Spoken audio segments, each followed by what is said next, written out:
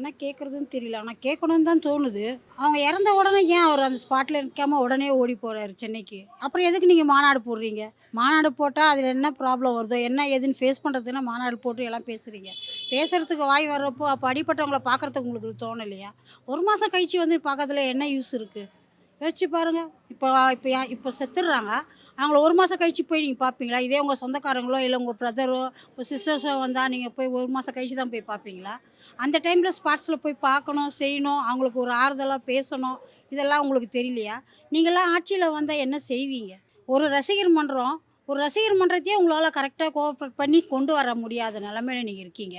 ஒரு அடிதல், புரி எல்லாமே அந்த இடத்துல நடக்குது. நீங்க என்ன பார்த்தீங்க? என்ன செஞ்சீங்க? ஒரு ய ஒ ஒரு இடத்த தீர்மானிக்கிறீங்க. அந்த இடத்துக்கு உண்டான பர்மிஷன் குடுக்குறாங்களோ இல்லையோ, அந்த இடத்துல கரெக்டான பொசிஷன்ல இருக்காதான்னு செக் பண்ண மாட்டீங்களா? ஏன் உங்களுக்கு கீழ இருக்கிற தொண்டர்கள பார்க்க மாட்டாங்களா? ஆ இது நெரிசல் வருதுன்றீங்க. அதிகமான மக்கள் வரேன்றாங்க. அப்போ அந்த இடத்த வைக்காம விட்டுருந்தா ஒரு 41 உயிர் போகாம இருந்திருக்கும் இல்லையா? இந்த 41 உயிரையும் நீங்க 1 மாசம் கழிச்சு வந்து குடுக்குற ஆறுதலுக்கு, எதுக்காக நீங்க வந்து உள்ள வரீங்க? உங்களால முடிஞ்சா இறங்கி செய்யுங்க. இல்லையா விலகி போங்க. இருக்கிறவங்க செஞ்சுட்டு போட்டும். அதுக்கு நீங்க செய்றேன்ற பேர்ல வந்து ஒரு 41 உயிர் இறந்து, அதுக்கு நீங்க ரூ. 20,00,000 பணம் குடுக்குறது, அதுவும் 1 மாசம். இப்போ போய் கரூர்ல போனது, இப்போ மகாபலிபுரத்துல மறுபடியும் போட போறீங்க. அதுவும் நீங்க அடிதல் போட்டு ரசிகர் மன்றத்த கூப்பிட்டு அவங்களலாம் வச்சு செய்யறதுக்கு நீங்க செய்யாமயே இருக்கலாமே!